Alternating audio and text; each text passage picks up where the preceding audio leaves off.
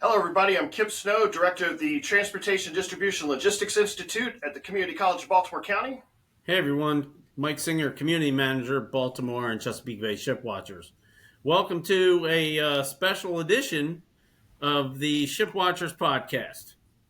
That's So not sweet. two guys talking ship, but two guys talking bridge.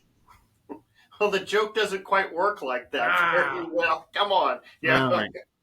Yeah. Two guys talking bridge. Today there was a major announcement Mm-hmm. that took place, and it was about 11:30 out at Tradepoint Atlantic, out at the Sparrows Point property. Mm-hmm. And the governor's office, state of Maryland, announced the first designs of the Key Bridge replacement. Yep. And so this press conference took place today. Announced those plans, and there was a number of speakers that spoke. Governor Moore, Lieutenant Governor Miller, Secretary Wiedefeld spoke. Armand Bartel, our friend from Baltimore Port Alliance, who's with the Maryland Motor Truck Association, spoke, and they basically were trying to provide information related to the bridge design and what are the next steps. Mm-hmm. So this is pretty exciting. You got some pictures, I believe, from the press release and what this thing looks like. There you go. There's what the design, the cable stayed design. Mm-hmm. This is the current rendition of what it's supposed to look like. Right. So here's some kind of some pointers, and then we'll chat about it. This is going to be the first cable stayed bridge in Maryland. I thought that was kind of an interesting little nugget. Right. Yeah, that somebody went out of their way to make that point. I thought somebody was thinking about that. Absolutely. There are cable stayed bridges elsewhere. Right. All over the place. As a matter of fact, there's one. Well, how far outside of Maryland is the Indian River Bridge? It's maybe 10 miles north of the border in like Fenwick Island, Ocean City. Right there on the east, right there on Delaware and Maryland border. Correct. Yes. Right. So that's a smaller version of it. I know that there was some mentions down in I believe the Tampa area. I know the Ravenel Bridge in Charleston looks very similar to this.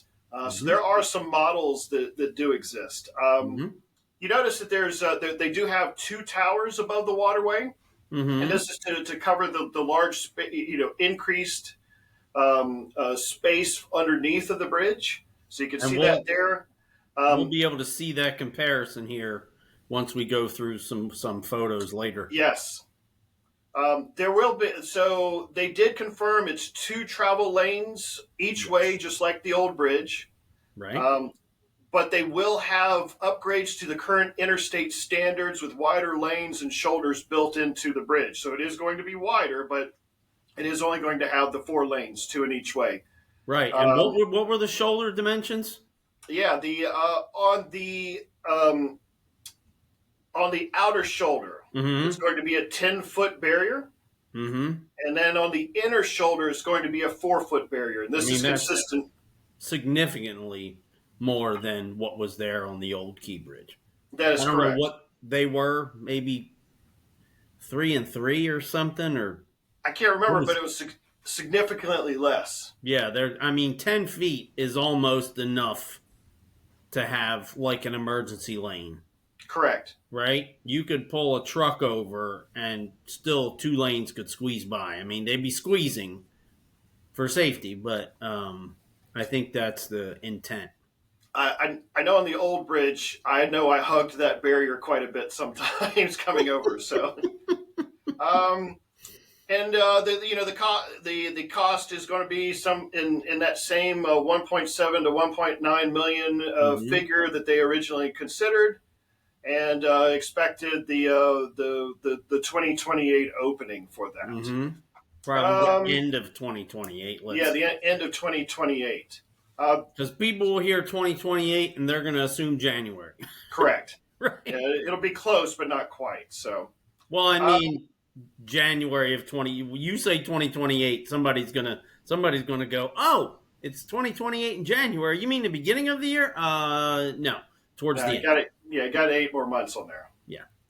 At the end of the press conference, Governor Moore and Wiedefeld came back up. They gave the opportunity for the people in the audience to ask questions. Mm-hmm. It was a little difficult to hear because they didn't have the mics out in the crowd, but I did capture some of the responses, and I wanted to kind of give the summary on those points also. Okay. There will be peer protection. They're going to be using today's current standards for bridge peer protection. But the picture that you see here today is not the final rendition. They are the engineering firms who are still working on this have some minor changes to go and make.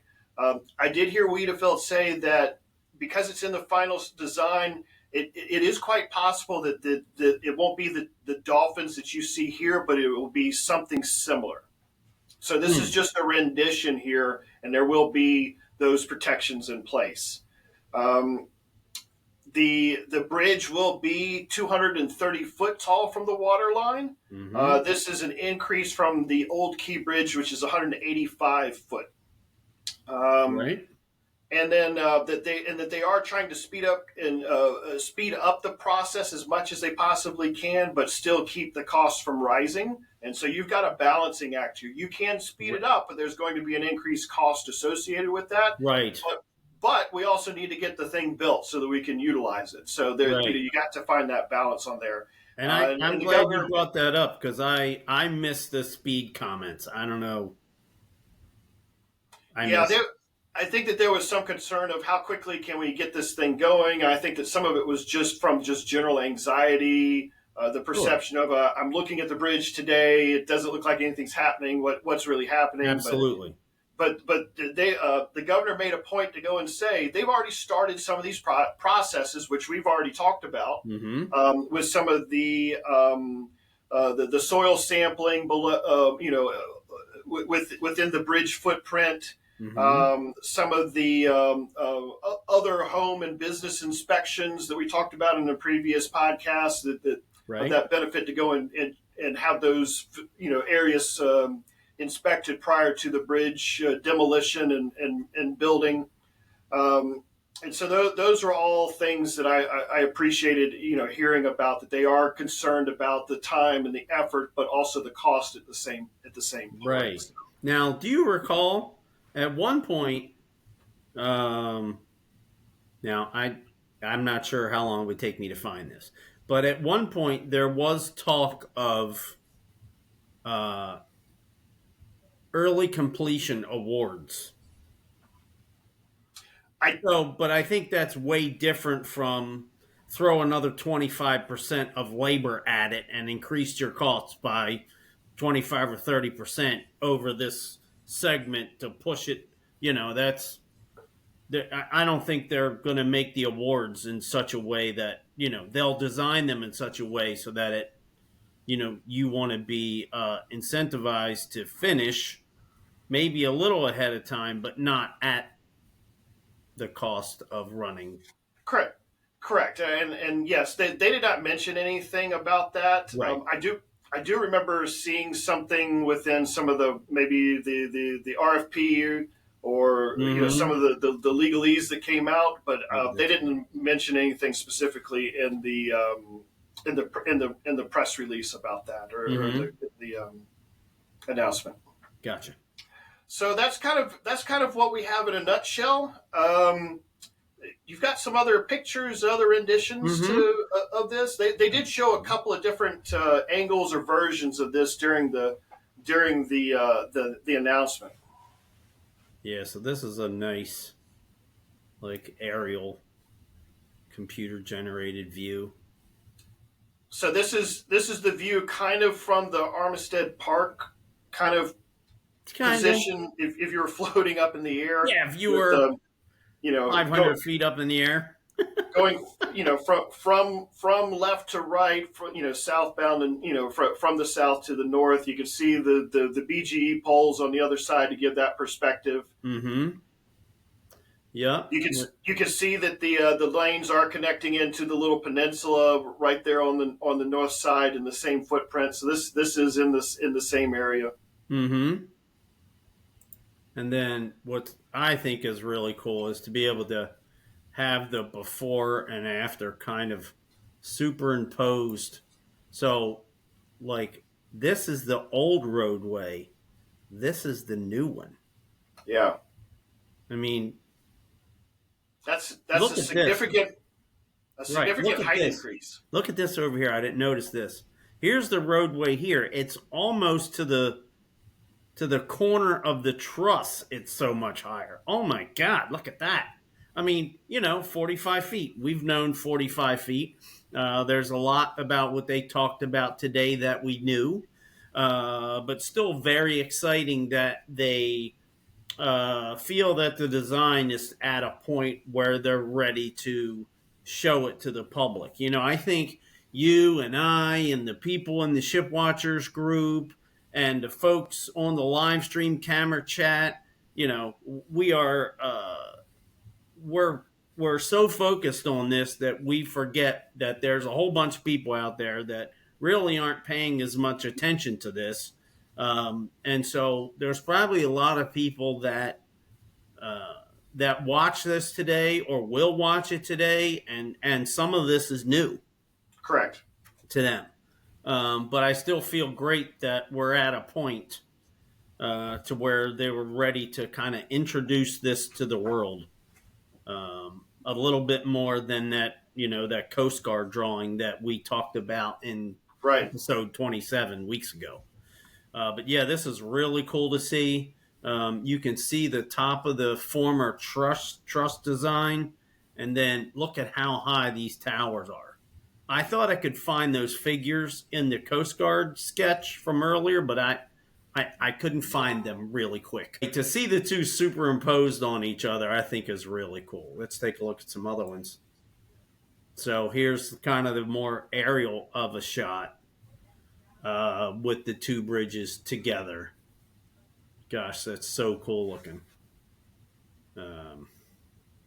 All right, and then I think what I think one of the really cool visual features of these cable stay bridges is things that they do with them that they didn't do on other bridges is sometimes they'll have a lighting effect.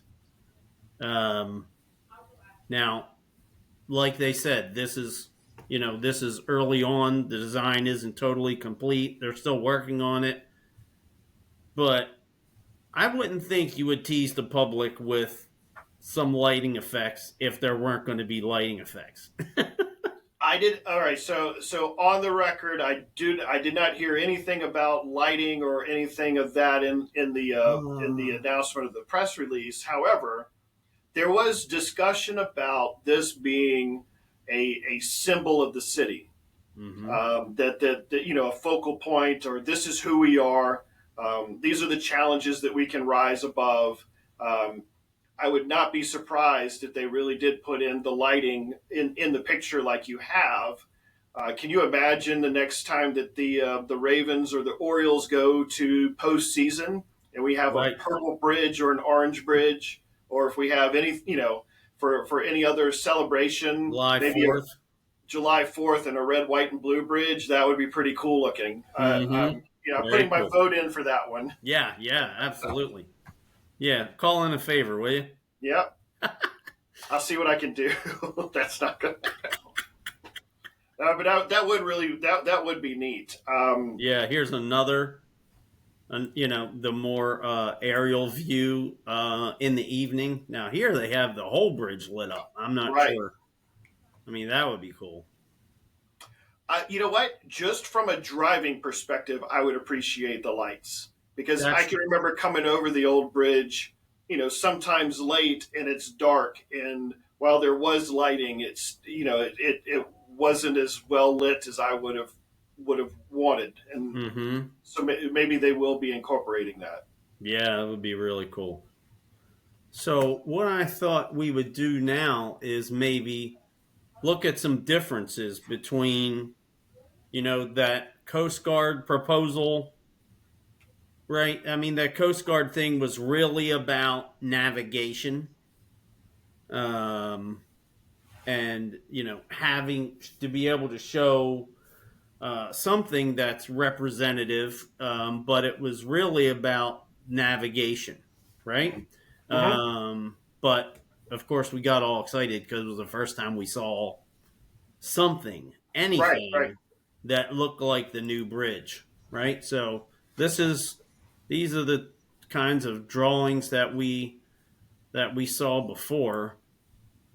This is the Coast Guard drawing that I'm talking about, and so if you look at these two images here, a couple things I wanted to point out before we go back to the ones we were just looking at. So remember we were talking about these dolphins here, right? Can you see these up here in the right? There's like 6 dolphins on the right hand side here. I think you all can see my little hand mouse waving here. Represented by the little small circles that you see. Yes, yes, Yeah. where this little arrow is over here. Um, and then you'll notice down here for the span, there are just 4 supports for this span. One at the end of the cables, the 2 towers, and then one at the other end of the cables. So if we were to go back, so let's take another look at this.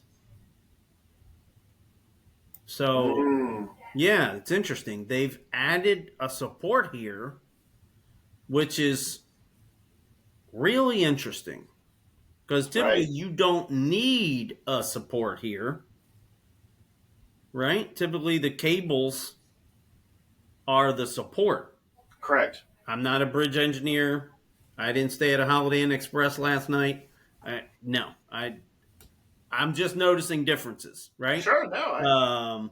And then you can notice the really large protection islands here and around this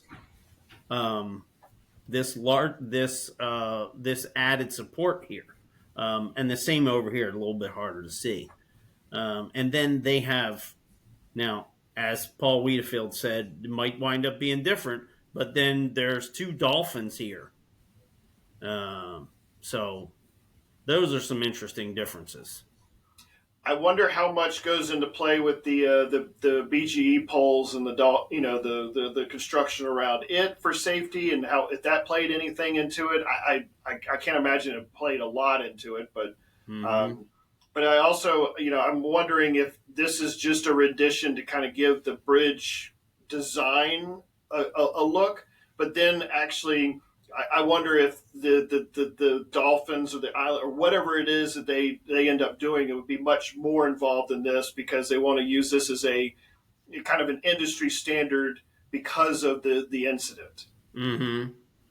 And you know what just came to me is what if this extra support here, um, is protection? In other words, what if this support wasn't here and the ship winds up all the way out here taking out this lone support? Then you're in big trouble, right? So, but if you have this one here with all this protection on it, maybe a ship could run it, because let's face it, nobody wants to see that happen again, right? Correct. But the reality is that maybe it could, maybe, right? Sure. Nobody I, wants to see that again. So I'm sure they're having those discussions and trying to design those features in to make it less likely for a catastrophic total loss again. uh, in my non-engineering mind, that makes complete sense. Yeah, I don't know. I'm just guessing that maybe this extra uh, support is protection in itself. Okay. Kind of cool, but Yeah. yeah. Absolutely. So maybe we'll just circle back through some of the photos here. So just to give people one more chance to take a look at them. Absolutely. So, as here's a couple of more points, one or two more points that came out of the announcement. I noticed that there were a couple of mentions about each one of the speakers who spoke made a point to remind everybody to remember those who lost their lives in the incident, and that and even Governor Moore at the beginning of the press conference talked about there are 4 points there are 4 goals, and the first one was find the victims and make sure that them and their families are taken care of. And so that was a reoccurring theme in today's message. And then at the end of the announcement and some of the questions and answers, somebody had asked about how the victims may be memorialized or remembered. The governor's response was, "We will be doing that." And I've heard some so either some suggestions or maybe some preliminary plans for a memorial in some capacity. There are some statements being made about naming or renaming the bridge in its new format. I did see that there is a bill in Annapolis that is being sponsored by Senator Johnny Ray Salling, which would name the new bridge the Francis Scott Key Memorial Bridge. Oh. So I'm going to go look and see if I can't track that bill and see where we're at with that to see what happens with that, with that portion of it. I'd also be. I like that. I understand that there are some concerns about the bridge name, but I think that does capture a lot of the things that are going on. Some of the history, but some of the current, situation, of what happened with the bridge. And I wonder if they're going to have a memorial location for the victims also in or around the bridge footprint. Yeah, a guess of Fort Armistead Park would be a cool kind of semi-convenient place to have it. I mean, that's about as right next to the bridge as you can be. It would also give a chance for people to come to stop, visit the memorial, but also have a good vantage point of the bridge. So. Oh my gosh, yeah, it's not under the bridge, but it's not far from it. Sure, absolutely. Right. The only other thing that I happened to see, and amongst all of the news that was released today, back on January the 8th, there was a press release from the Maryland Transportation Authority. It had announced that a team of firms, which they have named the Bridging Maryland Partnership, has been selected by the MDTA to represent the state in the rebuilding process. This is just to look at, going through the accelerated design and the construction process to make sure everything is on track. That consultant team is made up of 3 engineering companies: WSP, which is out of New York, Johnson, Merriam, and Thompson in Hunt Valley, Maryland, and then RK&K based in Baltimore. Yeah. And so they will work with Kiewit to make sure that all of the design process and the building process is done in the manner that it's supposed to. And RK&K is like the Baltimore OG of civil engineering. Okay. Right? I mean, those guys are locally famous and have been around for decades. So great.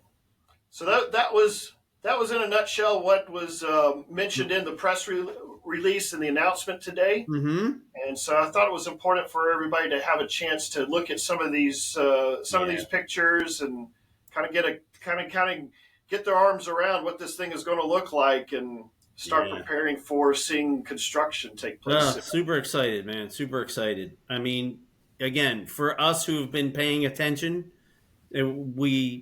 our lives are revolving around what is happening with the Key Bridge.